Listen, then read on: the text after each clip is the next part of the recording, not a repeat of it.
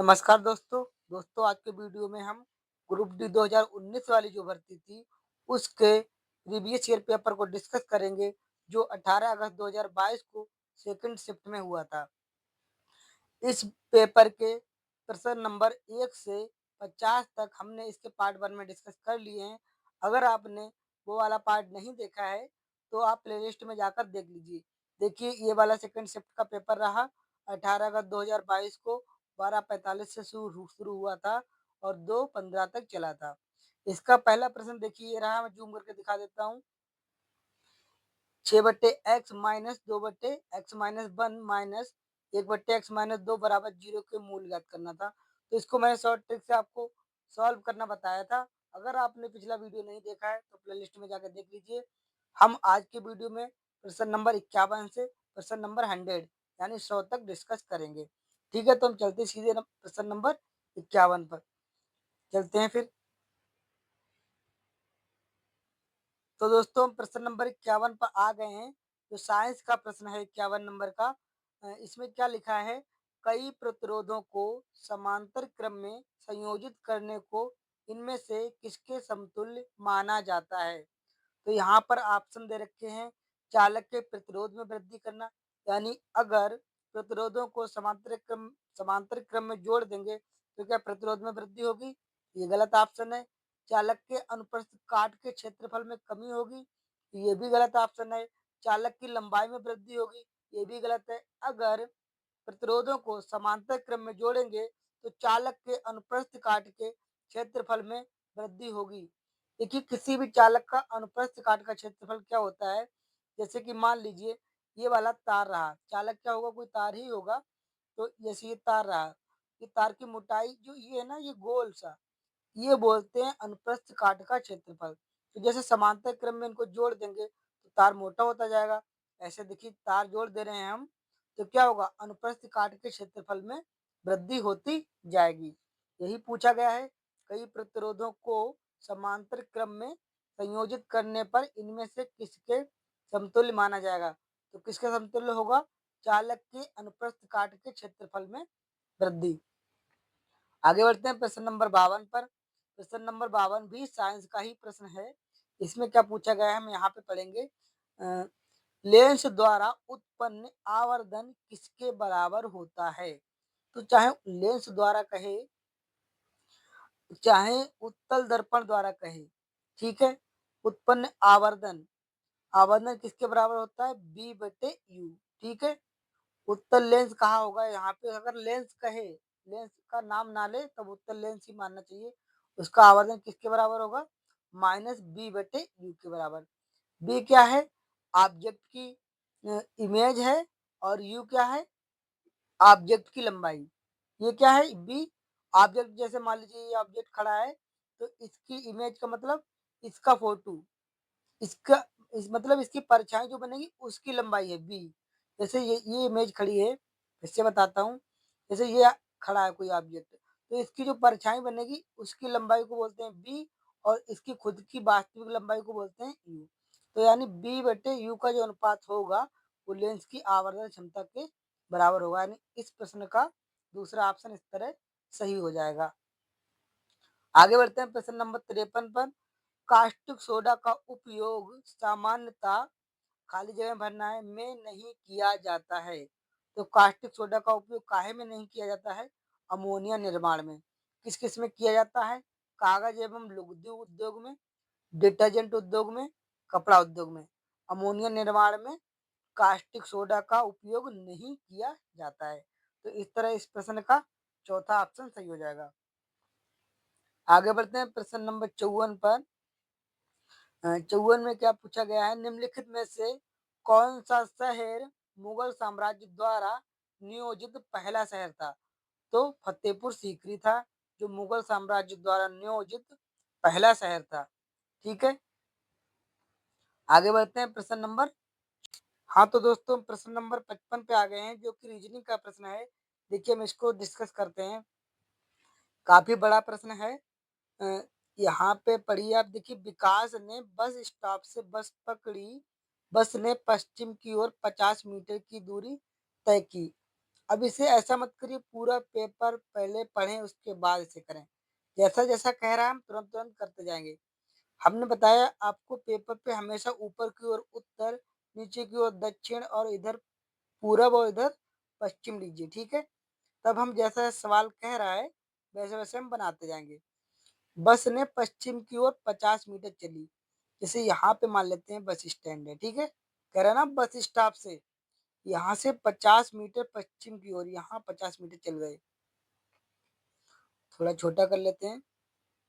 चलिए 50 मीटर बनाते हैं, यही ये मान लेते हैं हम 50 मीटर चला, ठीक है? फिर वह दाएँ मुड़ी और 70 मीटर चला। यहाँ पे गए 70 मीटर, ठीक है? अब क्या कह रहा है? 70 मीटर दूरी तय की। फिर क्या कह रहा है? फिर वह बाएँ मुड़ी और 15 मीटर। देखिए बाएँ इधर रहेगा, 15 मीटर चल गया। 15 मीटर की दूरी तय की। फिर देखिए यहाँ पे लिखा है वह पुनः बाएँ मुड़ी और 30 मीटर। यहाँ से मतलब इधर चलेगा 30 मीटर, ठीक है? 30 मीटर चला, फिर वह पुनः दाएँ मुड़ी। यहाँ पे देखिए, यहाँ पे मैं थोड़ा मिटा देता हूँ, साफ से दिख जाए जिससे। हुँ, यहाँ पे देखिए,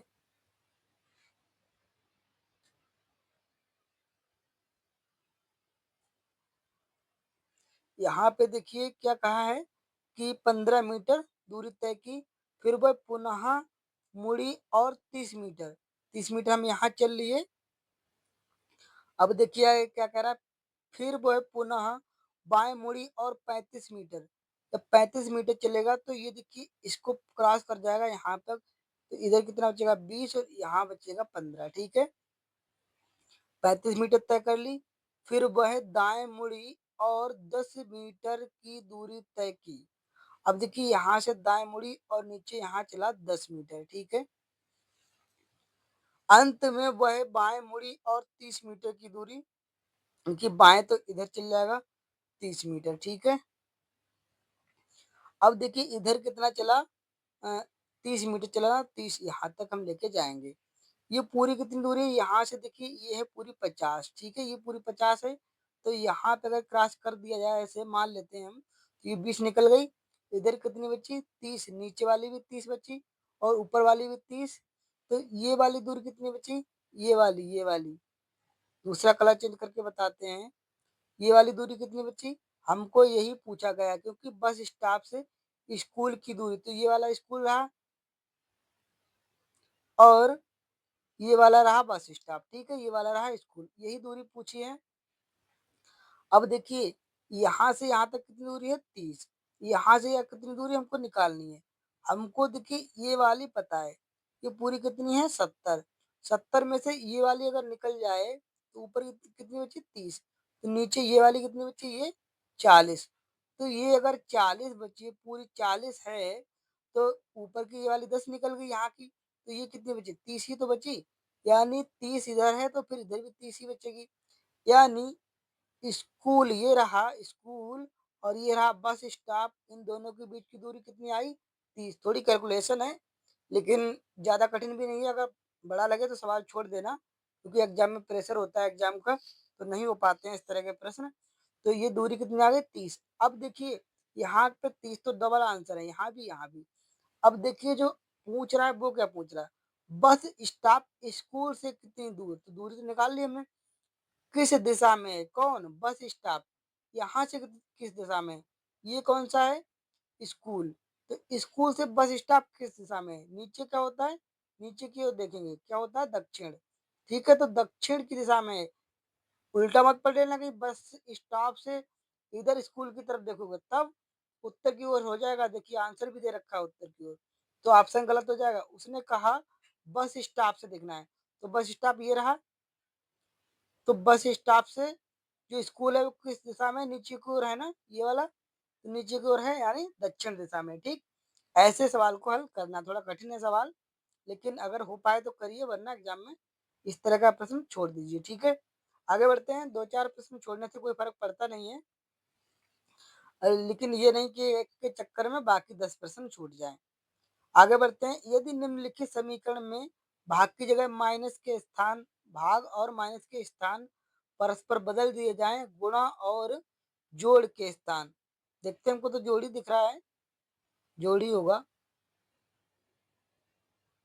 देखिए ये क्या कह रहा है, गुणा की जगह जोड़ के स्थान आपस में बदल दिए जाएं तो समीकरण प्रश्न चिन्ह के स्थान पर कितना मान आएगा। तो देखिए क्या करना है, 8 और माइनस की जगह क्या करना है, भाग। माइनस की जगह ये भाग ही होगा। देखते हैं भाग, क्योंकि हम प्लस लगा के देखते हैं, क्योंकि पीडीएफ में ना बढ़िया से दिख नहीं रहा है। भाग यहाँ पे आने का चांस है नहीं, क्योंकि 8 के बट्टे में 13 करेंगे तो हल होगा नहीं, इसलिए यहाँ पे हम प्लस मानते हैं। ठीक है, 13 क्या कहा उसने, माइनस और प्लस के स्थान बदल दिए जाए। ठीक है, ये प्लस मान लेते हैं, ये वाला भाग मान लेते हैं। ठीक, तो प्लस और माइनस के स्थान बदल देते हैं, जहाँ पे माइनस है वहां पे प्लस कर लिया, और यहाँ पे ये क्या है, प्लस है, तो यहाँ पे माइनस लगा लेते हैं। 18 -18 के बाद ये वाला भाग होगा, भाग की जगह क्या करना है, गुणा 9, और जहाँ पे ये गुणा है वहां पे क्या करना है, भाग। ठीक है, भाग 3, 3 से ये काट देंगे तो 3 3 9, और ये 13 8 21 हो जाएंगे, माइनस इधर 18 3 54। ठीक, अब देखिए 54 में से 21 घटाएंगे तो क्या बचेगा, 33। देखिए हमारा सही आंसर आया, यानी ये वाला माइनस है, तो इसको बदलना है प्लस से। ये वाला यहाँ पे यानी प्लस लिखा है, और यहाँ पे भाग का निशान लगा है। पीडीएफ में डाउनलोड किया तो बढ़िया से दिख नहीं रहा है, कभी कभी ज्यादा कुछ छोटा ही फॉन्ट दे देता है, आयोग से ही आया है। तो फिर इसको जूम करके देख लीजिए। क्वेश्चन नंबर 57 को हम देखते हैं, इसमें क्या लिखा है, 2021-22 में आयोजित फुटबॉल टूर्नामेंट संतोष ट्रॉफी के 75वें संस्करण की विजेता टीम का नाम बताइए। तो ये करंट का प्रश्न है, इसको याद रखना जरूरी नहीं है, क्योंकि ये समय के हिसाब से बदलते रहते हैं। आगे बढ़ते हैं प्रश्न नंबर 58 पर। प्रश्न नंबर 58 में क्या पूछा गया है,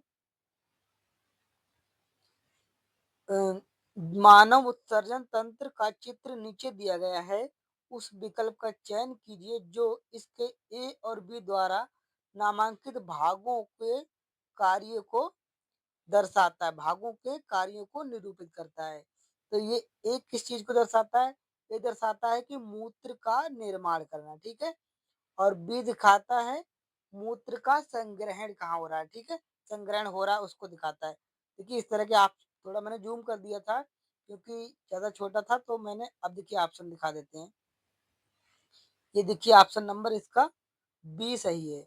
ए मूत्र का निर्माण, बी मूत्र का संग्रहण के लिए जाना जाता है।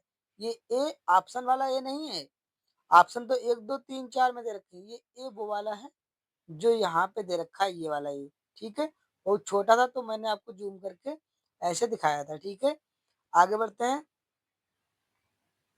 प्रश्न नंबर 59 में क्या कहा गया है, मेंडलीव के आवर्त नियम के अनुसार इनमें से कौन सा सत्य है।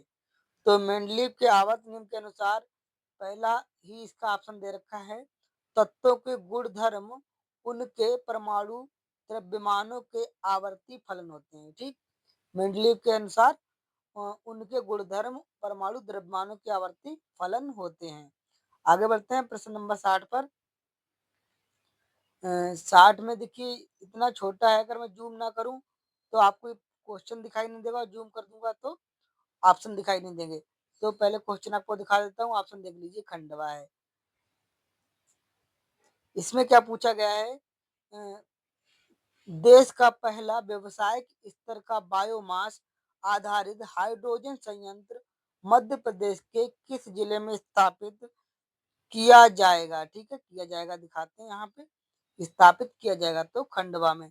ये भी करंट का प्रश्न था, आप इसे याद रखिए या ना रखिए, ये तो चेंज होते रहते हैं। आपको मैथ और रीजनिंग के प्रश्नों पर और स्टैटिक प्रश्नों पर ज्यादा ध्यान देना है। ठीक है, अब देखिए यहाँ पे पूछा गया है, नीति आयोग राष्ट्रीय बहुआयामी निर्धनता सूचकांक 2021 के अनुसार भारत का इनमें से कौन सा राज्य सबसे गरीब है। तो इसका ऑप्शन नंबर 4 सही है, बिहार। तो इसको हम बिहार को क्लिक कर देंगे। ठीक है, आगे बढ़ते हैं प्रश्न नंबर 62 पर। 62 में देखिए क्या कहा है, मैथ का प्रश्न है, पी और क्यू की आयु का योग Q और R की आयु के योग से 15 वर्ष अधिक है। R की आयु P से कितने वर्ष कम है? देखिए आसान प्रश्न है। क्या कहा है? P प्लस Q और Q प्लस R। अब क्या कहा? Q प्लस R की आयु के योग से 15 वर्ष अधिक। कौन? ये वाला। ये वाला 15 वर्ष अधिक है, तो यानी इसमें से अगर हम 15 कम कर दें, तो इनके बीच बराबर का निशान लग जाएगा। अब हमको क्या करना है? P प्लस Q माइनस 15 बराबर लिखना है Q प्लस R। क्या पूछा है? R की आयु P से कितने वर्ष कम है? R और P में हमको अंतर निकाल देना है, ठीक है? अंतर निकाल देते हैं। अब देखिए Q से Q कट जाएगा और क्या कहा? R की आयु P से कितने वर्ष कम है? तो इनका अंतर ही निकाल लीजिए, कोई दिक्कत नहीं, चाहे किसी को भी ले जाएं, ज्यादा कंफ्यूजन की दिक्कत है नहीं। किसी को भी ले जाएं, इसको लाएंगे तो इधर माइनस का हो जाएगा, इधर तो P 15 है जो, इनको उस तरफ लेके जाएंगे तो 15 आ जाएगा। तो इन दोनों के बीच अंतर कितना है? 15 वर्ष। तो यही 15 वाला ऑप्शन नंबर 3 सही हो जाएगा। आगे बढ़ते हैं प्रश्न नंबर 63 पर। देखिए प्रश्न नंबर 63 में क्या पूछा गया है? उस त्रिभुज का क्षेत्रफल ज्ञात कीजिए वर्ग इकाई में जिसके शीर्षक 0, 2, 2, 3 और 3, 1 है।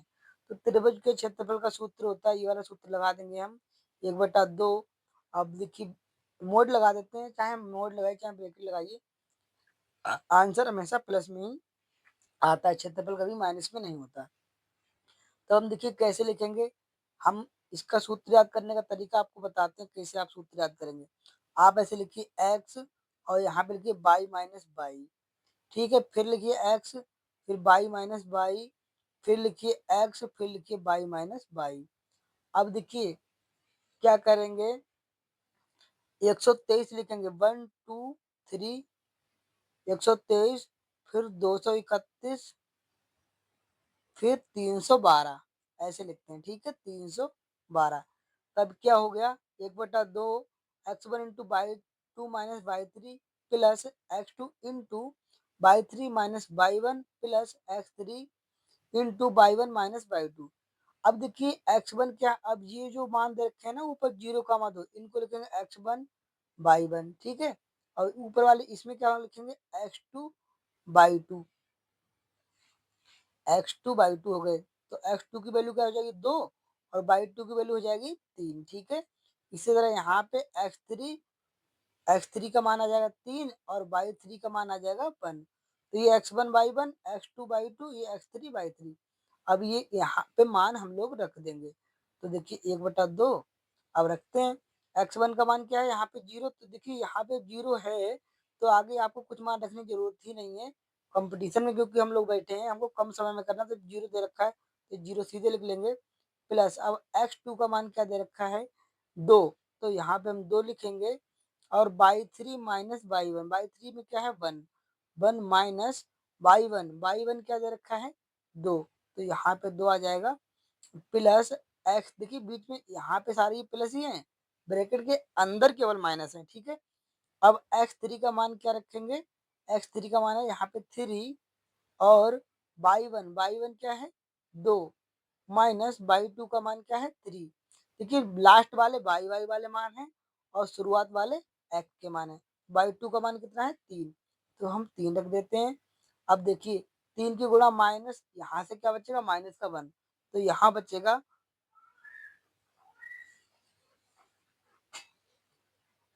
तो बचेगा माइनस के 3, ठीक है? अब यहाँ क्या बचेगा? यहाँ पे भी देखिए 2 में से 1 घटेगा, तो माइनस का 1 बचेगा, -1 और 2 की गुणा, तो माइनस के 2। अब क्या होगा? ये माइनस के अंदर देखिए दोनों माइनस के रहेंगे, तब जोड़ देंगे, तो -2 -3 का मान हो गया -5। हम क्या लगा के लाए थे शुरू से? ही मोड। मोड का मतलब ये कि कभी भी वैल्यू क्षेत्रफल वाली माइनस में नहीं आती, यानी ये -5 है, बाहर आकर बन जाएंगे +5 गुणा, यहाँ पे ऐसे लाइन खींच देते हैं, और 1/2 ये चल रहा है ना, इसे चाहे 1/2 इधर लिख दीजिए, तो 5 का आधा है, यानी बचेगा 2.5। यानी इस तरह इस प्रश्न का चौथा ऑप्शन 2.5 इकाई, वर्ग इकाई में पूछ रहा है ना, तो ये वाला इसका ऑप्शन सही हो जाएगा। मेन बात यहाँ पे सवाल हल करना नहीं, मेन बात यहाँ पे सूत्र याद रखना है, ठीक है? सूत्र कैसे लिखेंगे? एक्स वाई माइनस वाई, दूसरी ब्रैकेट में फिर एक्स वाई माइनस वाई। अब कैसे याद रखेंगे, 123, 231, 312। ठीक है, आगे बढ़ते हैं प्रश्न नंबर 64 पर। 64 में क्या पूछा गया है, एक प्रकाशिक उपकरण बाई की फोकस दूरी धनात्मक है, बाई क्या है, या देखिए अगर धनात्मक कह दिया है तो उत्तल ही होगा, ठीक, या तो उत्तल लेंस या उत्तल दर्पण, ठीक। तो इस तरह इसका पहला ही ऑप्शन सही हो जाएगा। आगे बढ़ते हैं प्रश्न नंबर 65 पर। एक निश्चित कूट भाषा में लेफ्ट को BGFN और डेस्क को MTFF लिखा जाता है, तो उसी कूट भाषा में हेल्प को किस प्रकार लिखा जाएगा। तो देखिए लेफ्ट LEFT, इस तरह के सवालों को हल करने के लिए आपको पोजीशन वैल्यू याद होना चाहिए, BGFN। अब देखिए क्या किया गया है, एल का मान कितना होता है, 12 होता है, एन का मान कितना होता है, 14 होता है। तो यहाँ पे देखेंगे तो दो दो बढ़ा के लिख दिया गया, ठीक। इधर देखिए टी की वैल्यू क्या होती है 20 और इसकी होती है 22, आपस में दो बढ़ा दिए और क्रॉस में लिखे हुए हैं, ठीक। इसी तरह आप देखेंगे ये ई, देखिए एफ में एक बढ़ा दिया गया, एफ क्या होता है 6 और जी होता है 7, तो यहाँ पे +1 किया गया है। इसी तरह यहाँ पे ई में +1 किया गया, यानी बीच में +1 और क्रॉस में, और जो पहले और लास्ट में +2 करके क्रॉस मैच किया गया है। इसी तरह अब हम क्या करेंगे, इनको किसको चिल्लाना, हेल्प को चाहिए। देखिए हम हेल्प को कैसे करेंगे, हेल्प तो पी में अगर दो जोड़े, पी का मान क्या होता है 16, पी में दो जोड़े कितना हो जाएगा 18, तो यहाँ पे आर आ जाएगा क्योंकि क्रॉस में ले रहे हैं ना। इसी तरह एच का 8 होता है, तो एच का अगर दो जोड़ेंगे तो 10 हो जाएगा, 10 होता है जी का। इसी तरह एल का 12 होता है, अगर एक जोड़ेंगे तो 13 हो जाएगा, 13 हो जाएगा एम। इसी तरह ई का 5 होता है, एक जोड़ेंगे तो हो जाएगा 6, यानी RMFG, ठीक। इस तरह इसका चौथा ऑप्शन सही हो जाएगा। आगे बढ़ते हैं प्रश्न नंबर 66 पर। 66 में क्या कहा गया है, एक आदमी कुल 15 रुपए में 15 एक समान वस्तुएं खरीदता है, यानी 15 रुपए में 15 ही वस्तुएं खरीदता है। यदि वह उनमें से प्रत्येक को 1 रुपए 23 पैसे में बेचता है, देखिए 1.23 है ना, तो उसका प्रतिशत लाभ कितना हुआ। देखिए हम यहाँ पे सबसे आसान तरीका मान लेते हैं, 15 वस्तुएं 15 रुपए में खरीदता है, यानी एक वस्तु 1 रुपए में खरीदेगी। अब बेच कितने देता है, 1 रुपए 23 पैसे। 1 रुपए में कितने होते हैं 100 पैसे, 100 पैसे पर वो कितने कमा ले रहा है 23 पैसे, तो उसका कितना लाभ हो गया, 100 पैसे पर 23 पैसे, यानी उसका लाभ हो गया 23%। ठीक है, तो ये रीजनिंग से भी हल किया जा सकता था। ठीक है, आगे बढ़ते हैं, थोड़ा जूम करके दिखाते हैं एक बार प्रश्न, देख लीजिए। अब आगे बढ़ते हैं प्रश्न नंबर 67 पर। अब देखिए ये आसान प्रश्न है, लेकिन इसमें क्या है ना, ये कैलकुलेशन देख के आदमी डरेगा। लेकिन इसमें कहा है ना कि समीकरण में देखिए यहाँ पे कुछ लिखा होगा, अ, ये लिखा होगा निकटतम लगभग मान, लगभग कह दिया ना, इसी से सवाल हल हो जाएगा। अब ये 26.52 है ना, अब क्या करेंगे ना, हम लोग क्या करेंगे 25 लिख लेंगे, ठीक है 25 गुणा 3.89 को लिख लेंगे 4। हमने बताया पॉइंट के बाद अगर 5 से बड़ी वैल्यू है तब ये बढ़ा लीजिए और छोटी है तो घटा लीजिए, लेकिन आप यहाँ पे कहेंगे 26 को 25 लिख लिया, कोई बात नहीं, इसलिए लिख लिया क्योंकि ऑप्शन काफी दूर दूर है, तो हम कुछ भी थोड़ा बहुत 19-20 कर लेंगे तब भी हमारा आंसर मिल जाएगा। अब यहाँ पे देखिए ये 7.89 है ना, 79 इनको लिखेंगे 8 गुणा 2 और प्लस इनको लिखेंगे हम 27 ही रहने दीजिए, 27 लिख लेते हैं, ठीक है। अब देखिए 25 चौका 100 में से 16 घटाएंगे तो बचेंगे 84, और अगर 27 में जोड़ दें तो देखिए 7 4 11 का 1, 8 2 10 1, 8 2 10 और 1 11, तो कितना आ गया 111 आ गया। अब 111 के समीप यहाँ पे कौन सी वैल्यू है, हम कितना भी कुछ कर लें, कितना भी इनमें अंतर कर लें, तब भी हमारा आंसर आ ही जाएगा। तो 111 के समीप इसने कहा ना लगभग, 119 आ जाएगा ना, यानी इस तरह इस प्रश्न का चौथा ऑप्शन सही हो जाएगा। आगे बढ़ते हैं प्रश्न नंबर 68 पर। 68 में कहा गया है, दिए गए कथन निष्कर्षों को ध्यानपूर्वक पढ़िए, कथनों को दी गई जानकारी को सत्य मानते हुए विचार करें। अब देखिए क्या कहा, अ, देखिए कथन और निष्कर्ष का सवाल है। चक्रवात सेपा के आज 3 पीएम बजे तक बालासोर तट पर टकराने की संभावना है। 11 बजे से बालासोर में प्रक्षुब्ध समुद्र, भारी वर्षा और तेज हवाएं चलने की संभावना है। बालासोर में 2 बजे से 9 बजे तक विद्युत आपूर्ति प्रभावित रहने की संभावना है। तो इसमें क्या है देखिए, जब उसने कहा कि 3 बजे से बालासोर में तूफान टकराएगा, ठीक है? कौन-सा? सेपा। तो 11 बजे से बालासोर में प्रक्षुब्ध हवाएं और भारी वर्षा, तेज हवाएं चलने की संभावना है। अब देखिए निष्कर्ष में क्या कह रहा है, आज 3 बजे के बाद बालासोर में विद्युत कटौती हो सकती है। तो देखिए जब तेज हवाएं चलेंगी तो विद्युत कटौती यहाँ पे दे भी रखा है। 2 बजे से 9 बजे तक का विद्युत आपूर्ति प्रभावित रहने की संभावना है और यहाँ भी यही कह रहा है हो सकती है, तो यहाँ भी संभावना है। यानी इस तरह इसका पहला ऑप्शन सही हो गया। आगे देखिए, चक्रवात के गुजरने तक मछुआरों के लिए आज समुद्र में जाना असुरक्षित होगा। तो ये भी सही है, तो इस तरह इसके दोनों निष्कर्ष सही हो जाएंगे, जो कि पहला ही ऑप्शन दे रखा है। ठीक है, आगे बढ़ते हैं। प्रश्न नंबर कौन सा रहेगा? 69। 69 में क्या है, 22 अक्टूबर 2021 से जियो पारसी योजना के तहत 60 वर्ष की आयु के बाद बुजुर्गों को प्रति व्यक्ति प्रति माह प्रदान की जाने वाली सहायता राशि कितनी है? तो ये करंट का प्रश्न है, इसका दूसरा ऑप्शन सही है। आगे बढ़ते हैं। निम्नांकित चार्ट एक कंपनी द्वारा इसकी A B C D E और एफ नामक 6 शाखाओं द्वारा बेची गई कारों की संख्या को दर्शाता है। चार्ट का अध्ययन करें और पूछे गए प्रश्न का उत्तर दें। देखिए इस तरह का आपको सवाल हल करना है तो पहले आप प्रश्न को ना पढ़कर, मैं तो ये कह रहा पहले ये पढ़िए कि इसमें पूछ क्या रहा है, ठीक है? तब थोड़ा समय आपका बच जाएगा।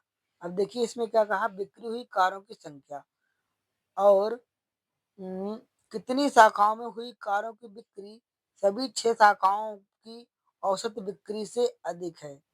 बस यही निकालना है, कितनी शाखाओं में हुई बिक्री सभी 6 शाखाओं में हुई बिक्री से औसत बिक्री के औसत से अधिक है। तो इसमें करना क्या है, जो सभी 6 शाखाओं की है ना, टोटल बिक्री को आप जोड़ लीजिए।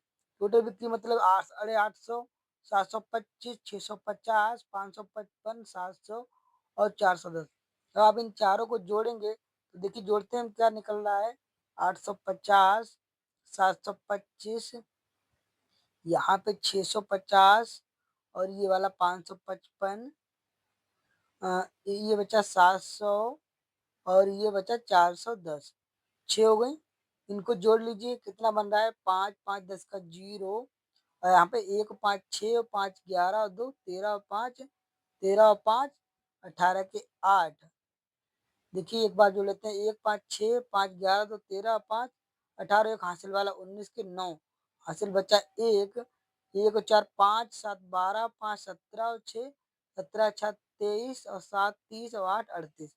तो यहाँ पे हो गए 38। अब देखिए 6 कंपनियां हैं, उनका औसत निकालने के लिए हम 6 से भाग कर देंगे तो 6 छंग 36, बचे 2, 29 बन जाएंगे। तो 6 पंज 29 बन जाएंगे, तब क्या आएगा, 6 पंजे 30, ज़्यादा बार होगा, चलिए 6 पंजे 30 ही होगा, है तो 29, लेकिन हम 30 का लगा के इसको कर लेते हैं क्योंकि लगभग में ही पूछा गया होगा, ठीक है? तो औसत कितना आया, 650। अब देखिए इनमें से कितनी जो कंपनियां हैं जिनका मान 650 से अधिक है। देखिए एक तो ये रही एक, और यहाँ पे देखिए 650 से, ये 650 है ना, हमारा आंसर 650 से कम आएगा। क्योंकि ये भी हो गई 2 और एक ये 3 एक 4, इस तरह 4 कंपनियां हो गई, ठीक, जिनका औसत मान से जो 6 कंपनियों की औसत बिक्री है उससे अधिक मान है। तो इस तरह 4 हो जाएंगे, इसका ऑप्शन नंबर 4 देख लीजिए, देखिए 4 है, ऑप्शन नंबर चौथा ही इसका दे रखा है। ठीक है, आगे बढ़ते हैं। प्रश्न नंबर कितना होगा आगे? प्रश्न नंबर 71। 71 में क्या पूछा गया है, वह छोटी से छोटी प्राकृतिक संख्या ज्ञात कीजिए जिसे 1212 में जोड़ने पर प्राप्त संख्या पूर्ण वर्ग होगी। तो देखिए इसमें क्या करना है, हमको वर्गमूल निकालना आना चाहिए।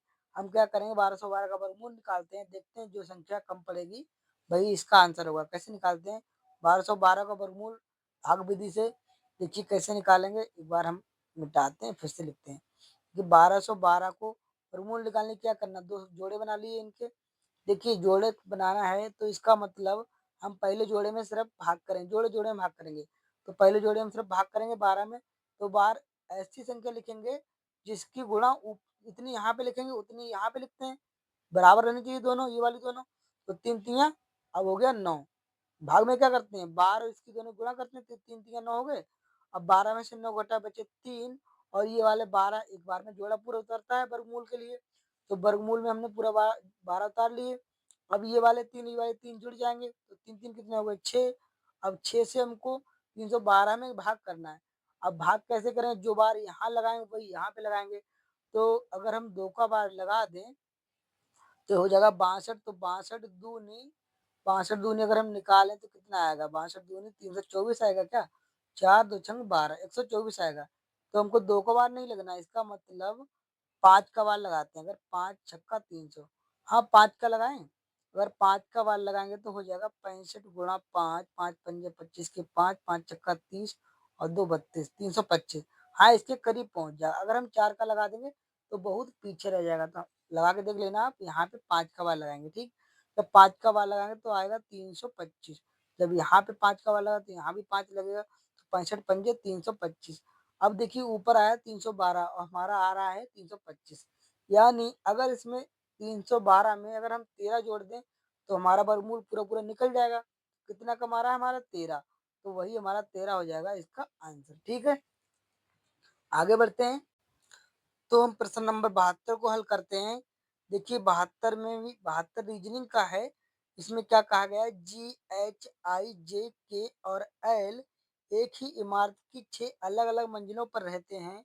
इमारत में सबसे नीचे वाली मंजिल का क्रमांक 6 और उसके ऊपर वाली मंजिल का क्रमांक 5 और इसी क्रम में सबसे ऊपर वाली मंजिल का क्रमांक 1 है, ठीक है। तो यानी हम करते हैं हल, 1 2 3 4 5 और यहाँ पे 6 मान लेते हैं। देखिए ऊपर से नंबरिंग की गई है तो 1 2 3 4 5 6, सवाल ने कहा ना है कि 6 नीचे वाली का है और ऊपर वाली का 1, तो इस तरह हमने लिख दिया। अब कह रहा है, देखिए आप यहाँ से पढ़ेंगे, जे एक समान क्रमांक वाली मंजिल पर रहता है, जी और के में से प्रत्येक विषम क्रमांक वाली मंजिल पर रहता है, आई मंजिल क्रमांक 2 पर रहता है। तो जहां से पहले मिले वहीं लिखिए। आई देखिए मिल गया, 2 नंबर पे रहता है तो यहाँ पे आई लिख दीजिए। अब कह रहा है एच एल के ठीक ऊपर और आई के ठीक नीचे, एच आई के ठीक नीचे विषम क्रमांक पर, तो देखिए एच यहाँ पे हो गया और एल के ठीक ऊपर, तो यानी एल यहाँ पे हो गया, ठीक। कह दिया यहाँ तक हो गया हमारा। अब आगे देखिए जी सबसे ऊपर वाली मंजिल पर नहीं रहता, तो यानी जी नीचे कहीं होगा इन दोनों में से। अब देखते हैं सबसे नीचे वाली मंजिल पर कौन रहता है, ये पूछा गया। अब यहाँ से फिर से पढ़ते हैं, जे एक सम क्रमांक वाली मंजिल पर रहता है, तो जे देखिए कहाँ पे रह रहा होगा, जे फिर नीचे रह रहा होगा क्योंकि सम क्रमांक वाली यही बची, या फिर 6 या 4 या 2, इन तीन में से होगा। आई के लिए पहले ही बता दिया कि 2 पे रहता है और एल को पहले ही बता दिया कि एच के नीचे है, ठीक। तो जे कौन से पे बचा, 6 पर। अब बच्चा कौन, जी, उसने कहा कि जी सबसे ऊपर वाली मंजिल पर नहीं रहता, तो यानी जी फिर नीचे आ जाएगा यहाँ पे। अब बचा कौन, जो बचा हम उसको लिख देंगे। देखते हैं कौन बचा, देखो जी आ गया, एच आ गया, आई आ गया, जे आ गया, के। अब के बचा तो के आ गया सबसे ऊपर वाली मंजिल पे। अब पूछ क्या रहा है, सबसे नीचे वाली मंजिल पर कौन रहता है, तो सबसे नीचे वाली मंजिल पे कौन रह रहा है, जे।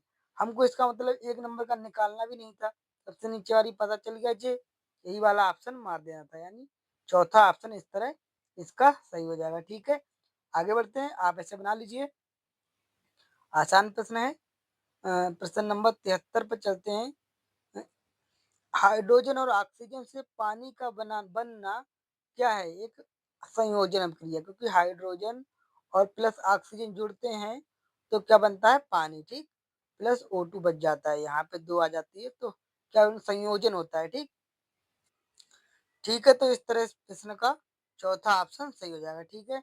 आगे बढ़ते हैं प्रश्न नंबर 74 पर। प्रश्न नंबर 74 में क्या कहा गया है, उस विकल्प का चयन करें जिसका पांचवें अक्षर समूह से वही संबंध है जो दूसरे अक्षर समूह का पहले अक्षर समूह से है और चौथे अक्षर समूह का तीसरे अक्षर समूह से है। यानी किस तरह ये बना है, इस तरह ये बना, उसी तरह इसका क्या बनेगा। तो ये बहुत कठिन नहीं है। देखिए आपको बता दें कि है ना, SMILE, ये स्माइल जो लिखा है ना, इसका क्या किया इन्होंने, उल्टा लिख दिया। इधर से एस लिखा था, ये क्या किया, इधर से लिख दिया, यानी ई इधर लिख दिया, एल इधर लिख दिया, आई इधर लिख दिया, एम इधर लिख दिया, एस हम इधर से स्माइल लिख दिया गया। ठीक, पहले इधर से स्माइल था, अब इधर से लिख दिया गया। इसी तरह ये सारे लिखे हुए हैं, आप पढ़ लीजिए। देखिए मस्त है, तो इधर से देखिए मस्त हो गया। ठीक, अब स्टार है, तब स्टार इधर से लिख दी, स्टार ये वाला, इस तरह इसका दूसरा ऑप्शन सही हो जाएगा। ठीक है, आगे बढ़ते हैं प्रश्न नंबर 75 पर। प्रश्न नंबर 75 में क्या कहा गया है, अ, दो कथन, तीन कथन कहा है और उनके बाद तीन निष्कर्ष एक दो तीन दिए गए हैं। कथनों को सत्य मानते हुए विचार करें, भले ही वे समानता ज्ञात तथ्यों से भिन्न प्रतीत होते हों। बताएं कि कौन से निष्कर्ष तार्किक रूप से कथनों का पालन करते हैं। तो इसको बनाते हैं, सिलोगिज्म का प्रश्न है। देखिए क्या है, सभी खिलौने प्लास्टिक, तो यहाँ पे हम खिलौना बना लेते हैं, खिलौना हो गया प्लास्टिक, तो सभी खिलौना प्लास्टिक में ऐसे बना लिए पी। सभी प्लास्टिक डिस्पोजल, अब सभी प्लास्टिक डिस्पोजल कह रहा है, तो यहाँ पे हमने डिस्पोजल बना लिया। अब कुछ खिलौने फाइबर, तो कुछ खिलौने फाइबर ऐसे बना लिया। ठीक, ये फाइबर का एफ लिख लिया। अब देखिए निष्कर्ष क्या कह रहा है, कुछ फाइबर प्लास्टिक हैं, तो देखिए कुछ फाइबर का हिस्सा यहाँ से आप देखेंगे, तो कुछ फाइबर का हिस्सा ये वाला प्लास्टिक में जा रहा है क्योंकि प्लास्टिक वाला है, तो ये वाला पहला निष्कर्ष सही हो जाएगा। और कुछ डिस्पोजल फाइबर, अब देखिए डिस्पोजल का भी कुछ हिस्सा फाइबर में जा रहा है। ठीक, यहाँ से तो ये भी सही हो जाएगा। कोई भी फाइबर डिस्पोजल नहीं, अब देखिए डिस्पोजल फाइबर नहीं है, ये तो कथन में कहीं कहा ही नहीं गया। जब कथन में कहा नहीं गया तो निष्कर्ष भी हो जाएगा गलत। यानी इस तरह आप इसका पहला निष्कर्ष और दूसरा निष्कर्ष सही है, जो कि कौन से ऑप्शन पे दे रखा है हम देखते हैं, जो कि ऑप्शन नंबर 4 में दे रखा है कि निष्कर्ष पहला और दूसरा सही है। ठीक है, आगे बढ़ते हैं। प्रश्न नंबर 76, देखिए प्रश्न नंबर जो 76 है, थोड़ा ऊट पटांग प्रश्न है। इसको आप अगर एग्जाम में बैठेंगे तो बना नहीं पाएंगे। मैं भी इसे काफी देर में बना पाया था। अगर आपका मन है तो इसे बनाइए, अन्यथा इसे छोड़ दीजिए। मैंने कहा 1 से 2 प्रश्न छोड़ने लायक ही होते हैं, अगर नहीं छोड़ेंगे तो उसी में अटक अटक जाएंगे और एग्जाम क्वालिफाई हो भी नहीं पाएगा। आपको बनाना है तो मैंने ये बना दिया है फिलहाल चित्र, आप बना लीजिए, अन्यथा इसे छोड़ दीजिए। ठीक है, तो इस 100 प्रश्नों में मैंने केवल आपसे 2 प्रश्न छोड़ने को कहा है, तो 2 प्रश्न अगर छोड़ भी देंगे तो 100 में से 98 करके आप क्वालिफाई कर जाएंगे। ये वो प्रश्न है जो खाली समय बर्बाद करेंगे और नंबर 1 ही मिलना है, तो 1 नंबर के लिए हम बाकी प्रश्नों को क्यों छोड़े, है ना। आगे देखते हैं प्रश्न नंबर 77, इनमें से किस राष्ट्र ने अतिथि राष्ट्र के रूप में हैदराबाद साहित्य महोत्सव 2022 में भाग लिया, तो यूनाइटेड किंगडम। ये करंट का प्रश्न है, आपको समय के हिसाब से याद रखना है, वरना इसे छोड़ दीजिए। ठीक है, उन प्रश्नों को याद रखेंगे जो स्टेटिक हैं जीएस के, और जो बदलते रहते हैं करंट वाले। देखिए 2022 की चल रही है, जब अब पता नहीं 2025 में होगी परीक्षा, 26 में होगी, तो उस हिसाब से आप याद रखिए कि 2022 में पेपर हुआ था, तो देखिए 2022 वाली करंट पूछी गई है। ठीक है, एक ही साल की पूछता है। अब यहाँ पे देखिए, अ, दो पूरक कोणों में से बड़े कोण का माप छोटे कोण के माप के 3 गुने से 6 डिग्री कम है, बड़े कोण का माप ज्ञात कीजिए। देखिए मैं आपको बता दूं, पूरक कोण का मतलब ये है कि दो कोण मिलकर 90 डिग्री बनाए तो वो कोण पूरक होगा। चाहे पूरक कहे चाहे कोट पूरक कहे, एक ही बात होती है। दो कोणों का योग 90 डिग्री बनना चाहिए, चाहे वो 45 प्लस 45 हो, चाहे वो 60 प्लस 45 हो, चाहे सॉरी चाहे वो 60 प्लस 30 हो, चाहे 80 प्लस 10 हो। ठीक है, कोट पूरक का मतलब दो कोण मिलकर, चाहे कोट पूरक का है चाहे पूरक का है, एक ही बात होती है। जब दो कोण मिलकर 90 डिग्री बनाए तो वो पूरक होते हैं या कोट पूरक होते हैं एक दूसरे के। अगर संपूरक का है तो दो कोण मिलकर 180 डिग्री बनाते हैं। ठीक, बाकी कुछ नहीं, 360 के साथ कोई रिलेशन नहीं है, 180 और 90 पर जाता है। अब क्या कहा, दो पूरक कोण, एक बड़ा एक छोटा, मान लेते हैं बड़ा एक्स है और छोटा कितना है 22। दोनों का मान कितना होगा 90। ये हमको पता होना चाहिए। ये समीकरण 1 बन गई, हमने अपनी तरफ से बना ली। अब देखिए सवाल क्या कह रहा है, बड़े कोण का माप हम मान लेते हैं बड़ा कोण x है, ठीक है। छोटे कोण के माप, छोटा कोण मान लेते हैं y। अब क्या कह रहा है, छोटे कोण के माप के 3 गुने, यानी इसका अगर 3 गुना कर दिया जाए तो 3 गुना से 6 कम, तब ये वाला 6 डिग्री कम पड़ जा रहा है, ये x। अगर 6 कम पड़ जा रहा है तो इसमें हम 6 अगर जोड़ दें तो ये दोनों बराबर हो जाएंगे एक दूसरे के। हमने बड़ा कोण अपने मन से x मान लिया है और छोटा कोण y मान लिया। अब क्या कह रहा है, छोटे कोण के माप के 3 गुने, इसके 3 गुना कर दिया, से 6 कम पड़ जा रहा है x, तो इसमें 6 जोड़ दिया, बराबर हो गए। यानी ये हो गया अब x माइनस 3y बराबर 6 को इस तरफ ले जाइए, या ऐसा करिए 3y को इधर ही रखिए, तो 3y माइनस एक्स कर लीजिए, 6 बराबर रहने दीजिए, ठीक है। ऐसे भी कर सकते हैं, इधर लिख लेंगे हम 3y माइनस एक्स बराबर 6, यानी x को उस तरफ लेके गए, 6 को इस तरफ ही छोड़ दिया। अब ये समीकरण बन गई 2।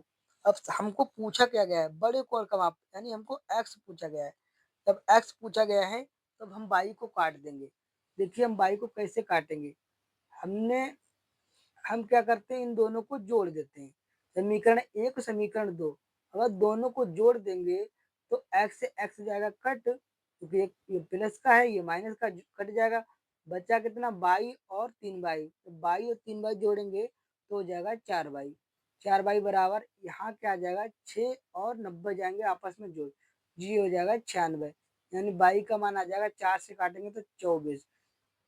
जब y का मान 24 आ जाएगा तो हम यहाँ पे 24 अगर रख देंगे y की जगह, तो x का मान आ जाएगा हमारा 66। 90 में से 24 घटाएंगे तब 66। तो हमको बड़े कोण का ही मान चाहिए था x का, तो इस तरह इसका चौथा ऑप्शन 66 डिग्री हमारा आ जाएगा, ठीक है। हमको यहाँ पे सवाल करना आसान नहीं था, सवाल करना कठिन नहीं था, हमको ये पता होना चाहिए कोटिपूरक समपूरक में क्या रिलेशन होता है, ठीक है, क्या होते हैं। अगर ये पता है तो सवाल हल कर सकते हैं। आगे बढ़ते हैं प्रश्न नंबर 79 पर। प्रश्न नंबर 79 में क्या पूछा गया है, कौन सा अनुच्छेद जीवन और व्यक्तिगत स्वतंत्रता के संरक्षण से संबंधित नहीं है। तो ये ऑप्शन नंबर 21। 21 ही हमेशा पूछा जाता है, ये बहुत इंपॉर्टेंट अनुच्छेद है, इसे आप याद कर लीजिए और डिटेल में पढ़ भी लीजिए। आगे बढ़ते हैं प्रश्न नंबर 80 पर। एशियाई शेरों की आबादी बड़े पैमाने पर, यहाँ पे खाली जगह के संरक्षित उद्यान क्षेत्र में निवास करती है। तो एशियाई क्षेत्र शेर कहाँ रहते हैं, गिर राष्ट्रीय उद्यान, ये कहाँ है, गुजरात में। यानी इस तरह इस प्रश्न का दूसरा ऑप्शन सही है। आगे बढ़ते हैं प्रश्न नंबर 81 पर, जूम कर लें। इसमें कहा गया है, बंगाल में सामाजिक धार्मिक सुधारों के प्रणेता राजा राम मोहन राय द्वारा इनमें से किसकी स्थापना की गई थी। तो राजा राम मोहन राय द्वारा इसकी स्थापना की गई थी आत्मीय सभा का, यानी इस प्रश्न का पहला ऑप्शन एकदम सही है। आगे बढ़ते हैं प्रश्न नंबर 82 पर। क्यों एक बिंदु से चलना शुरू करता है, अब ये आसान प्रश्न है, आसान है, बढ़िया से बना भी लेंगे इसको, ठीक है। क्यों एक बिंदु से चलना शुरू करता है और दक्षिण की ओर 42 मीटर चलता है, यानी नीचे 42 मीटर चल दिया। दक्षिण क्या होता है, हमेशा नीचे पेज पर, ठीक है। मीटर चलता है, यहाँ पे चल लिया 2 मीटर, इधर कितना है 42 मीटर, ठीक है। फिर वह पुनः दाएं मुड़ता है, तो पुनः दाएं मुड़ता है और 30 मीटर चलता है, यहाँ पे ये 30 मीटर हो गया, ठीक। अब फिर बाएं मुड़ता है यहाँ से, यानी बाएं मुड़ता है इधर और 10 मीटर चलता है, यानी ये हो गया 10 मीटर, ठीक है। अब क्यों किस दिशा में है, तो दिशा पूछ रहा है, तो इधर क्या होता है पश्चिम, यानी इस तरह मीटर निकालना ही नहीं था कुछ, खाली दिशा इधर क्या होती है पश्चिम, यानी इस तरह इसका दूसरा ऑप्शन एकदम सही हो जाएगा। जैसे मैंने बताया, ऊपर उत्तर होता है, नीचे दक्षिण, इधर पूरब और इधर पश्चिम, इधर आ गया, इसका मतलब पश्चिम दिशा है, ठीक है। आगे बढ़ते हैं। तो प्रश्न नंबर 83 पर हम आ गए हैं। इसमें क्या कहा गया है, उस समुच्चय का चयन कीजिए जिसमें दी गई संख्याओं के बीच वही संबंध है जो नीचे दिए गए समुच्चय की संख्याओं के बीच है। अब आप इसे पढ़ लीजिए, यहाँ पे वैसे पढ़ने लायक कुछ होता नहीं है, अगर इस तरह का सवाल दिख जाए तो आप ये सब पढ़िए मत, सीधे यहाँ पे देखिए कि क्या इनके बीच रिलेशन दे रखा है। अब यहाँ पे देखिए क्या रिलेशन है, ये 12 और 5 को जोड़ा गया है, 12-5 कितना हो गया 17 और फिर क्या किया गया 3 से गुणा कर दिया, 17 तियां हो गए 51, तो 51 यहाँ पे लिख दिया। ऐसे ही यहाँ पे नीचे वाले में देखिए, यहाँ पे 5 और 7 को जोड़ा गया, 5-7 कितना हो गया 12, 12 में 3 से गुणा कर दिया, कितना हो गया 36। तो इस तरह यहाँ पे कौन लिखा गया है, यहाँ पे देखिए 13-7 20, अगर 20 तियां लिखेंगे तो 60, लेकिन यहाँ पे लिखा है 10। ऐसे 19-3 22, 22 तियां हो गए 66 लिखा है यहाँ पे 44, फिर 14 और 16 कितना हो गया 30, 30 तियां हो गया 90, लेकिन यहाँ पे लिखा है 120। तो बच्चा कौन सा ये वाला, 11 और 6 17, 17 तियां 51, यानी दोनों को जोड़िए 3 से गुणा कर दीजिए। इस तरह इसका चौथा ऑप्शन एकदम सही आंसर है। आगे बढ़ते हैं प्रश्न नंबर 84।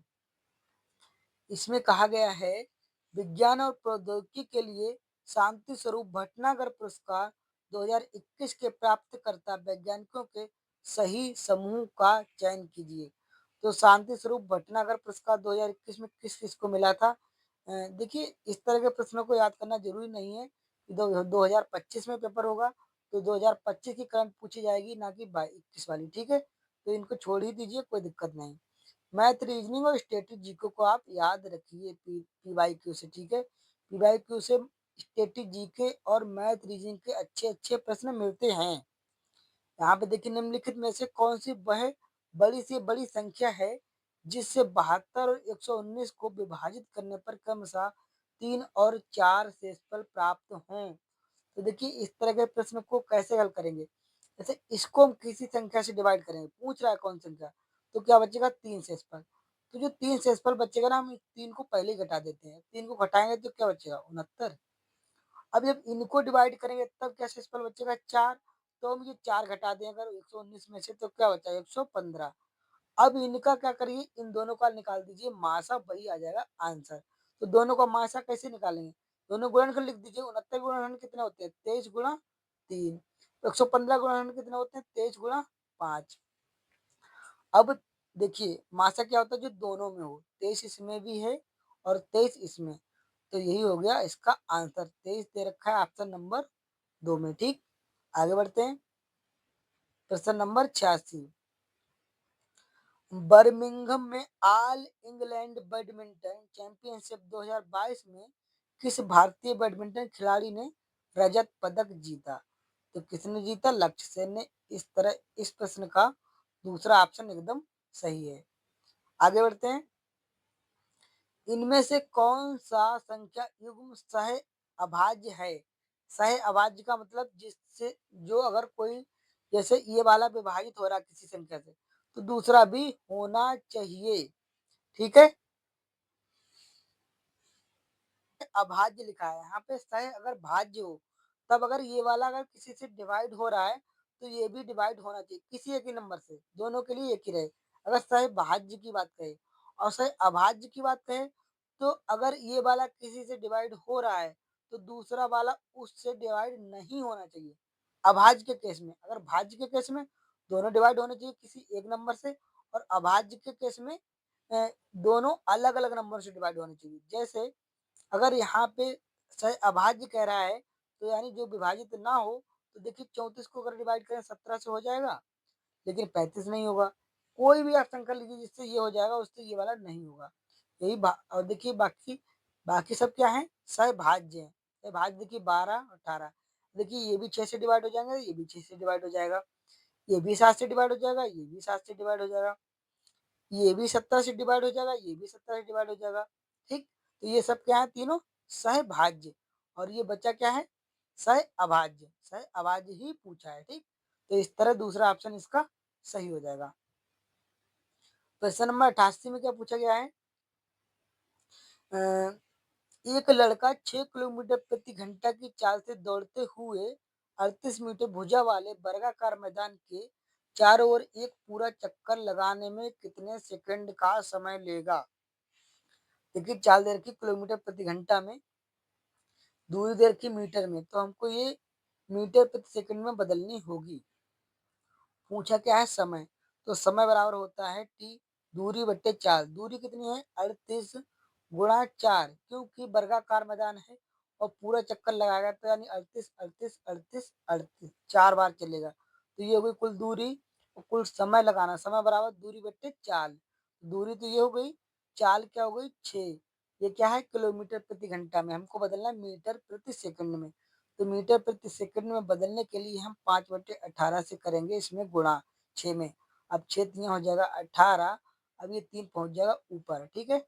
तब टी का मान आ जाएगा 38 गुणा 4 गुणा 3, यानी 38 गुणा 3 चौक 12, ठीक ऐसे करेंगे। और नीचे आ जाएगा 5, ये वाला 5, ठीक है। अब 12 अट्ठे 96 के 6 इधर लिख देते हैं, 12 तियां 36, 36 और 9 45, इतना सेकंड का समय लेगा। 456/5, क्योंकि अभी यह चाल आ गई अभी समय आ गया सेकंड में, क्योंकि हमने किलोमीटर प्रति घंटा को मीटर प्रति सेकंड में बदल लिया है। अब 456 के लिए 5 से भाग करेंगे तो देखिए 5 नेम 45, यहाँ 45 कट जाएगा, बचा 6 तो 5 कम 5 और बचा 1 तो 5 दूनी 10, यानी 91.2 सेकंड। इस तरह इस प्रश्न का चौथा ऑप्शन एकदम सही हो जाएगा, ठीक। आगे बढ़ते हैं। प्रश्न नंबर 89 में क्या कहा गया है, ए प्लस बी बराबर 56, ए माइनस बी का होल स्क्वायर बराबर 496, तो ए और बी का गुणनफल का मान ज्ञात कीजिए। देखिए अलजेब्रा का प्रश्न है, ये सूत्र यहाँ पे लगाएंगे, ए माइनस बी का होल स्क्वायर बराबर होता है ए प्लस बी का होल स्क्वायर प्लस सॉरी ए माइनस बी का होल स्क्वायर बराबर होता है ए प्लस बी का होल स्क्वायर माइनस 4ab। इसका प्रयोग करेंगे और आसानी से सवाल हमारा हल हो जाएगा। तो ए माइनस बी का होल स्क्वायर का मान दे रखा है 496, तो यहाँ पे रख दीजिए बराबर ए प्लस बी का मान क्या दे रखा है 56, तो यहाँ पे 56 माइनस 4 और ए बी का मान पूछा तो ए बी ऐसा का ऐसा ही। अब 496 में से 56 घटाएंगे तो बचेगा क्या 440। देखिए पूरे स्क्वायर का मान दे रखा था 496, हमने रख दिया। ए प्लस बी का मान दे रखा था 56, सॉरी तो हमको यहाँ पे 56 का वर्ग निकालना पड़ेगा। 56 का वर्ग कैसे निकालेंगे, देखिए 6 का वर्ग हो गया 36 और 5 का वर्ग हो गया 5×5 = 25 और 6 और जोड़ देंगे तो हो जाएगा 31, यानी 56 का वर्ग हो गया 3136। शॉर्ट ट्रिक से हमने वर्ग निकालिए, 6 का वर्ग 36 और 5 का वर्ग निकाला 25 और ये वाले 6 जोड़ दिए तो 3136। और इधर क्या बचा माइनस का 4ab। अब माइनस 4ab इधर ले आएंगे और 3136 में से हम ये 496, जो यहाँ पर 496 हैं, इनको उस साइड लेके जाएंगे तो ये घट जाएंगे, ठीक है। देखिए 496 इस तरफ प्लस के हैं, उधर जाएंगे माइनस को जाएंगे, तब 3196 में से 496 घटेंगे तो बचेगा कितना 3136 है, यहाँ पे मैंने 96 लिख दिया है यहाँ पे ये, ठीक है। 3136, अब 3136 में से 496 घटाएंगे, ये 6 में से 6 गया तो बचा 0 और बचा यहाँ पे 3 है ना, तो 13, 13 में से 9 जाएगा तो बचेगा 4 और बच्चा यहाँ पे 0, तो 10 में से 4 जाएगा तो बचेगा 6। अब यहाँ पे बचा 2, ये 2 बचा। अब ये 4 हैं इनको डिवाइड में भेज देंगे तो 4 छंग 24, यहाँ है 26, 2 बचेंगे तो फिर 4 छंग 24, ये बचा 0, यानी ए बी का मान आ जाएगा 660। यानी इस तरह इस प्रश्न का आंसर आ रहा है 660। 660 कहाँ दे रखा है ए बी का मान, ये रहा है ऑप्शन नंबर 4 में, ठीक। आगे बढ़ते हैं। आपने नहीं उतारा तो देख लीजिए यहाँ पे क्या किया है मैंने, ए माइनस बी का होल स्क्वायर का ये फार्मूला बनाया हुआ है।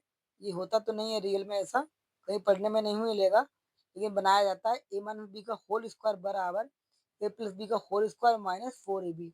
क्यों बनाया, क्योंकि हमें ऐसे मान दे रखे हैं, इसका मान दे रखा है तो हमने इस तरह का बनाया, और ए प्लस बी का मान दे रखा है तो ए प्लस बी बनाया। एक्स का निकालना था तो हमने इस तरह इसके हिसाब से बना लिया, ठीक है। आगे बढ़ते हैं। प्रश्न नंबर 90। देखिए 90 आसान प्रश्न है, जोड़ के ही दिया है, कभी कभी इन्हें जोड़ के नहीं देता है, कामा लगा के देता है। तो देखिए नीचे एक कथन, उसके बाद विकल्पों में से 4 निष्कर्ष दिए हैं, बताएं कौन सा निष्कर्ष सही है। तो देखिए यहाँ पे 4 ये दे रखे हैं, इनमें कौन सा सही है। देखिए जी छोटा है आर से, देखिए यहाँ पे जी छोटा है ना आर से, इतना देखिए, तो जी छोटा है आर से, हाँ एकदम सही है, पहले ही ऑप्शन सही है। चेक ही नहीं करना है कुछ, ठीक है। आगे बढ़ते हैं प्रश्न नंबर 91 पर। प्रश्न नंबर 91 में क्या पूछा गया है?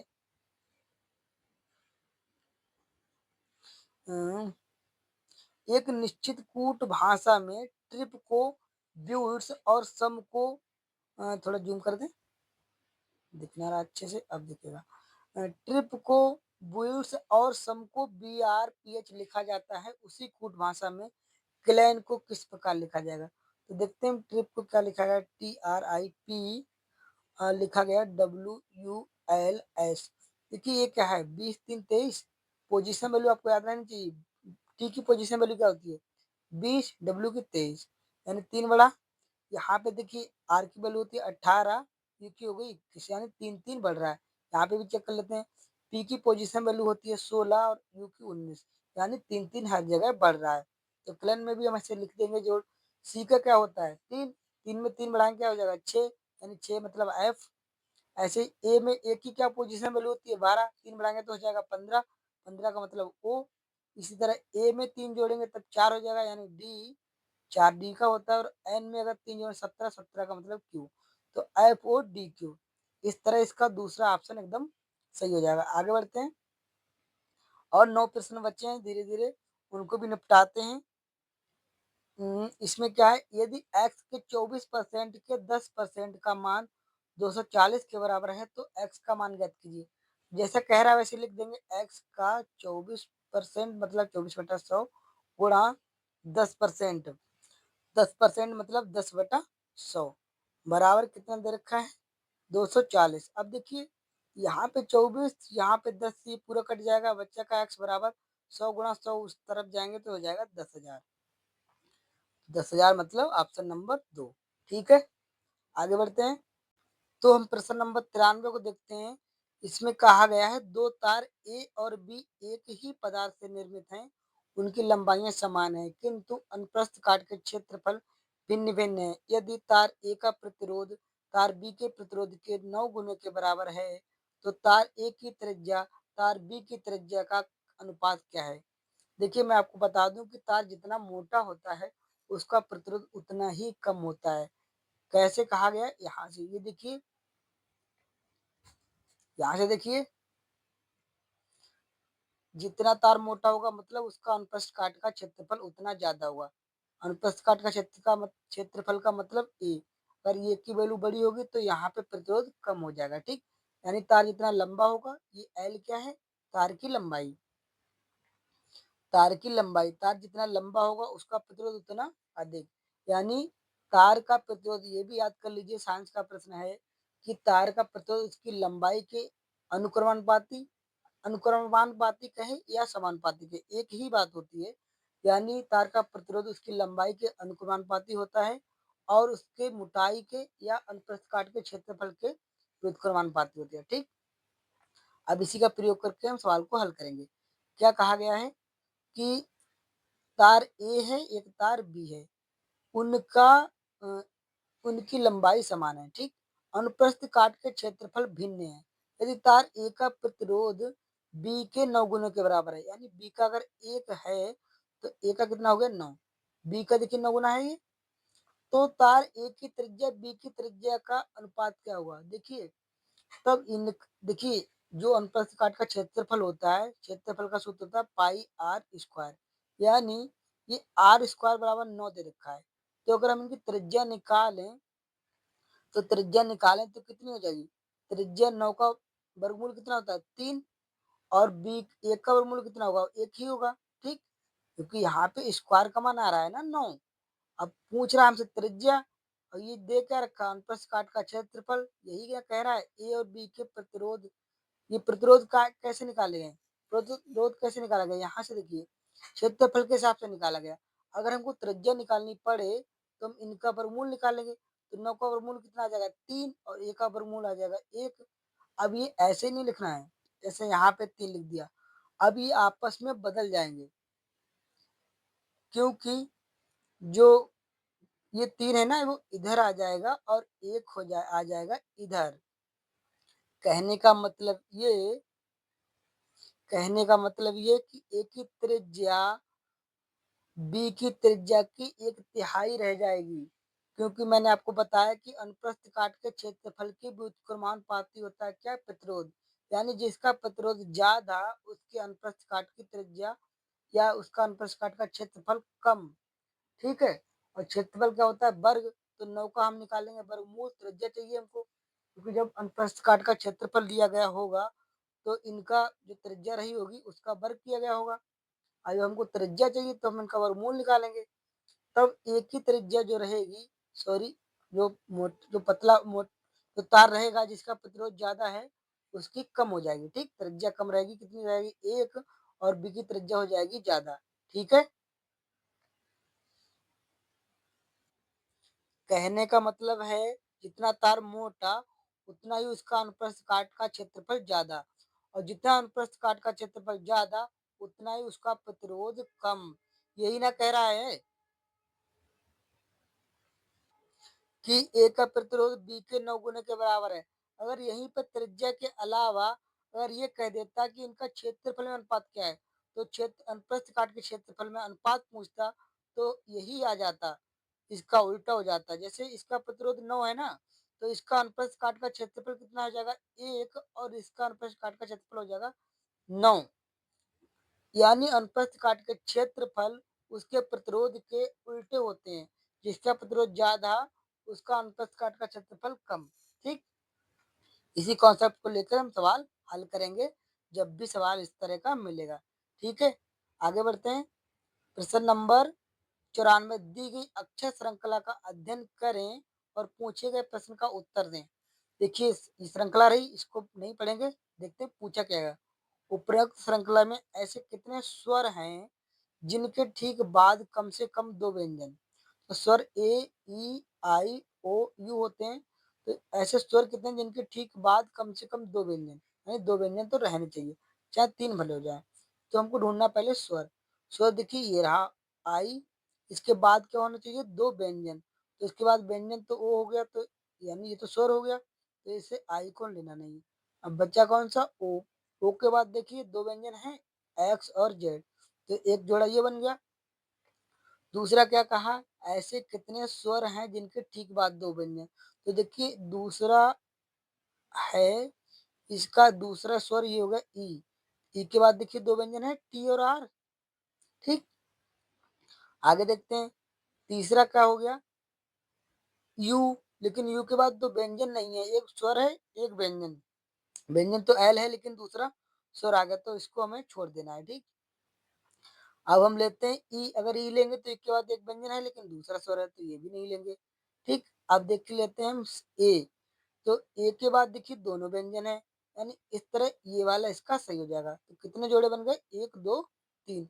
ऐसे स्वर जिनके बाद कम से कम 2 व्यंजन हों, तो ऐसे हैं 3। ठीक, आगे बढ़ते हैं। प्रश्न नंबर 95, इनमें से गलत कथन की पहचान कीजिए। पराग नलिकाओं की बीजांड की वृद्धि की ओर वृद्धि गुरुत्वानुवर्तन का एक उदाहरण है। तो ये वाला पहला ही सही कथन है, आप इसको पढ़ लीजिए। सूरजमुखी एक प्रकाशानुवर्ती पौधा है, तो प्रकाशानुवर्ती पौधा है, गलत है ये तो। जो सही हो उसे आप नोट कर लीजिए। ठीक है, जीएस का प्रश्न है, इसमें मैं कुछ क्या ही बताऊंगा। आगे बढ़ते हैं। प्रश्न नंबर 4, सॉरी 96, इनमें से कौन सा औषधीय पौधा रक्तचाप के उपचार के लिए सबसे अच्छी औषधि है? रक्तचाप मतलब ब्लड प्रेशर जो हाई हो जाता है, उसके लिए सबसे अच्छा पौधा कौन सा है? सर्पगंधा। यानी इसका पहला ऑप्शन एकदम सही है। आगे बढ़ते हैं 97 पर। एक विक्रेता ने 25 लैपटॉप 12% के लाभ पर और 15 लैपटॉप 20% के लाभ पर बेचे। यदि उसने सभी लैपटॉप 40% के चा सॉरी यदि उसने सभी 40 लैपटॉप 18% के लाभ पर बेचे होते तो उसका लाभ 30,000 बढ़ जाता। यदि सभी लैपटॉप के क्रय मूल्य बराबर हैं तो प्रत्येक लैपटॉप का क्रय मूल्य ज्ञात कीजिए। कहने का मतलब ये है, उसने 25 लैपटॉप बेचे तो उनमें उसको 25 12% का लाभ हुआ। ठीक, इसी तरह जब 15 लैपटॉप बेचे तब 20% का लाभ हुआ। जो भी लाभ हुआ कुल कितना होगा लैपटॉप 40। कुल लैपटॉप कितने हैं 40। और अब कह रहा है अगर उसमें 40 के 40 18% के लाभ पर बेचे होते तो 30% का लाभ हो 30 सॉरी तो 30,000 का अधिक लाभ होता। यानी कहने का मतलब ये है 40 का 18% माइनस 25 का 12% प्लस 15 लैपटॉप का 20%। इन दोनों को अंतर 30,000 है। ठीक है। ये कह रहा है कि अगर 40 लैपटॉप को 18% के लाभ पर बेचते तो इनसे ज्यादा 30,000 रुपये मिलते। हम मान लेते हैं प्रत्येक लैपटॉप की कीमत एक्स है तो ये 40 लैपटॉप की कीमत क्या हुई क्रय मूल्य 40 एक्स। एक्स को हम इधर लिख लेते हैं।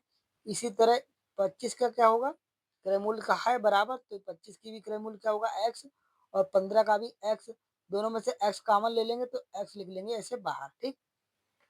अब हो गया 40 एक्स का 18% माइनस 25 प्लस 15 25 का 12% प्लस 15 का 20% परसेंटेज यहाँ पे लिख दीजिए गुणा एक्स बराबर 30,000। ठीक। अब इसको सही से लिख लेते हैं हमने समझाने के लिए लिखा था। अब फिर से लिखते हैं सही से। हम्म, ये रहा 25 का यानी 40 एक्स प्रत्येक लैपटॉप की कीमत हमने क्या मानी एक्स तो इसका 18% में से अगर घटा दें कितना 25 एक्स का 25 एक्स का के गुणा लगाएंगे 12% प्लस 15 का 15 एक्स है ये भी 15 एक्स का का की जगह गुणा लगाया 20% बराबर कितना अंतर है 30,000। अब आप इसे हल कर लीजिए तो यहाँ पे 18 चौक 72 यहाँ पे 72 एक्स परसेंटेज का निशान लगा है तो परसेंटेज लगा रहने दीजिए। इसी तरह अंदर करेंगे तो 25 और 12 की गुणा करेंगे तो ये कितना आ जाएगा 12 पंजे 60 और 12 दूनी 24 24 2 26 यानी हो जाएगा 12 पंजे 60 का जीरो यहाँ से लगे 6 12 दूनी 24 और 6 30 यानी हो जाएंगे अंदर 30 और एक जीरो 300 एक्स। ठीक। 300 एक्स और इधर क्या बचेगा 15 दूनी 30 यहाँ भी 300 हो जा रहे हैं। 12 पंजे 60 12 दूनी 24 36 300 एक्स इधर और 300 यहाँ हो जाएंगे 15 दूनी 30 तो यहाँ पे हो जाएंगे 300 300 300 हो गया यानी 600 एक्स तो अंदर के हम जोड़ ही लेते हैं सीधे। यहाँ पे हो गया 600 एक्स और परसेंटेज है ना सबके बीच तो परसेंटेज भी लगा लेते हैं। ठीक। अब देखते हैं 18 चौक 72 तो यहाँ पे भी ये 18 चौक 72 यहाँ पे हो जाएगा 720। ठीक। 720 x percentage minus 600 x percentage बराबर 30,000। ठीक। अब इनमें घटा देंगे 720 में से 600 तो 120 एक्स और परसेंटेज की जगह लिख लेंगे 100। ठीक। आगे बचा 30,000। अब देखिए जीरो से जीरो काट दिया। अब बच्चा क्या 12 से इन्हें काटेंगे तो 12 दूनी 24 बचे 6 12 पंजे 60 और 2500 और ये वाला एक जीरो बचा ये इधर आ जाएगा तो एक्स का मान आ जाएगा एक्स का मान कितना आ जाएगा एक्स का मान आ जाएगा 25,000। यानी प्रत्येक लैपटॉप की कीमत क्या है 25,000 यानी हर एक लैपटॉप 25,000 का खरीदा गया है। यही पूछा है प्रत्येक लैपटॉप का क्रय मूल्य कितना है 25,000 यानी इसका पहला ही ऑप्शन एकदम सही है। आगे बढ़ते हैं प्रश्न नंबर 98। 98 में कहा गया है 3 कथन उसके बाद 2 निष्कर्ष दे रखे हैं। कथनों को सत्य मानते हुए विचार करें भले ही वे सामान्य तथ्यों से भिन्न हों। तो देखिए कथन कह रहा है कुछ हिमस्खलन वर्षण है तो हिमस्खलन को ऐसे लिख दीजिए ऐसे। ठीक है। वर्षण है तो बा से वर्षण। ठीक। कुछ प्रलयन हिमस्खलन तो यहाँ पे ऐसे कुछ कुछ का पार्ट बना लीजिए प्रलयन। अब सभी हिमस्खलन तूफान अब यहाँ पे ऐसे ये हो गया तूफान का टी। अब देखिए क्या कहा कुछ तूफान प्रलयन है। हाँ तो कुछ तूफान का प्रलयन में हिस्सा ये वाला आ रहा है ना। जब आ रहा है तो पहला वाला कथन सही हो जाएगा। आगे देखते हैं क्या क्या कोई बरसण तूफान नहीं, बरसण तूफान तो है, तो ये वाला हो जाएगा गलत, यानी पहला ऑप्शन, पहला निष्कर्ष सही है। तो देखिए पहला निष्कर्ष किस में दे रखा है, लास्ट वाले में दे रखा है यहाँ पे, तो यानी पहला निष्कर्ष सही है, इसका ऑप्शन नंबर 4 दे रखा है। ठीक है, आगे बढ़ते हैं प्रश्न नंबर 99 पर। देखिए प्रश्न नंबर 99 बहुत बेहतरीन प्रश्न है, इस तरह का प्रश्न आपको कोई पढ़ाएगा नहीं, ये तो एक जनरल नॉलेज का प्रश्न समझ लीजिए। देखिए इसमें दे रखा है ए बी बराबर एक्स प्लस तीन है और बी सी बराबर 2x और ए सी बराबर 4x माइनस 5, तो x के किस मान के लिए बी ए सी पर स्थित है। इसको आप अगर सवाल की तरह हल करेंगे तो ये हल होगा नहीं, जैसा कह रहा है पहले हम उस तरह बनाएंगे। ये क्या कह रहा है, ए सी पर स्थित, यानी ए सी कोई रेखा है, तो देखिए मान लेते हैं हम एक मान लेते हैं सी, ये रही रेखा। क्या कह रहा है ए बी बराबर, देखिए बी स्थित है ए सी पर, तो बी हम मान लेते हैं यहाँ पे स्थित है। ठीक है, अब क्या कह रहा है ए बी बराबर एक्स प्लस तीन, यानी ये वाली हो गई एक्स प्लस तीन यहाँ तक। ठीक है, ए से बी तक। अब क्या कह रहा है बी सी बराबर 2x, यानी ये हो गई 2x यहाँ पे। अब क्या कह रहा है ए सी बराबर 4x माइनस 5, यानी ये वाली रेखा हो गई 4x माइनस 5। ठीक, यानी x, अब यहाँ से देखिए तो x प्लस तीन और 2x का मान कितना होगा, 4x माइनस 5 के बराबर होगा।